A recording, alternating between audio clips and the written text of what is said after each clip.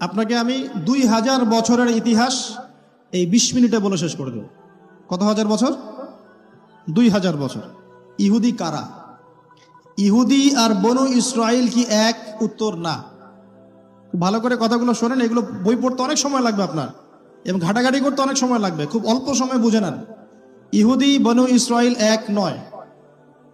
বনু ইসরাইল কাদেরকে বলা হয়?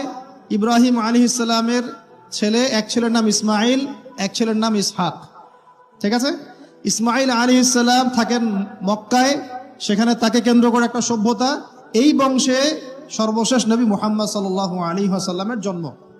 তার মানে আমরা বনু ইসমাইল। আমরা কারা? বনু ইসমাইল। আমরা মুহাম্মদ সাল্লাল্লাহু আলাইহি ওয়াসাল্লামের কওম, উম্মাহ। আর এইদিকে আরেক ছেলের নাম হচ্ছে ইসহাক, যিনি থাকেন ওই শামে, ওই প্যালেস্টাইনে, ওই জেরুজালেমে, ওই জায়গায়, ওটা শাম। ঠিক আছে?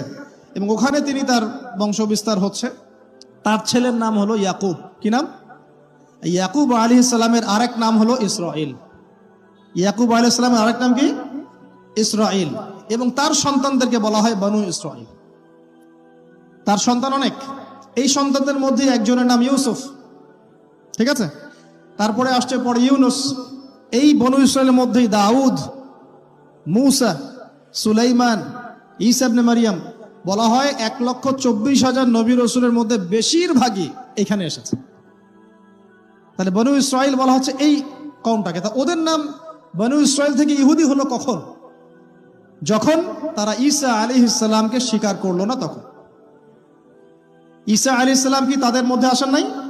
সেই ঈসা আলাইহিস সালামকে যখন তারা অস্বীকার করলো, তখন তাদের নাম আল্লাহ পাক এই বনু ইসরাইল থেকে পরিবর্তন করে হাদু দিয়েছেন কোরআনে।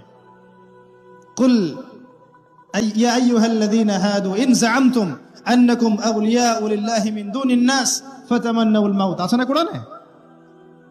অনেক জায়গা আছে। আল্লাহ পাক তখন তাদেরকে আর বনু ইসরাইল বলছেন না, বলছেন ইয়াহুদ। কি বলছেন? এই যে নাম আসলো ইহুদি। তো বনু ইসরাইল এবং ইহুদি এক নয়। বনু ইসরাইলরা ভালো ছিল এবং তারা ওই সময়কার মুসলিম ছিল। যখন তারা আল্লাহ পাকের আনুগত্য করেছিল, আল্লাহ পাক তাদেরকে সমৃদ্ধি দিয়েছিলেন, ঠিক আমাদের মতোই। আর যখন তারা আল্লাহ পাকের আনুগত্য করে নাই, পথভ্রষ্ট হয়ে যায়, আল্লাহ পাক তাদেরকে শাস্তি দিয়েছেন। এক পর্যায়ে তারা যখন নবীদেরকে হত্যা করা শুরু করেছিল, অনেক নবীকে হত্যাও করেছে। যেমন জাকারিয়া আলাইহিস সালামকে তারা হত্যা করেছে, ইয়াহইয়া আলাইহিস সালামকে হত্যা করেছে।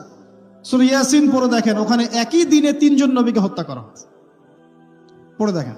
তো মূল কথা হচ্ছে নাম চেঞ্জ হলো কখন? যখন তারা সত্য থেকে পথভ্রষ্ট হয়ে গেল। ঈসা আলাইহিস সালামকে তারা অস্বীকার করলো, তখন আর বনু ইসরাইল নয়, ইয়াহুদ।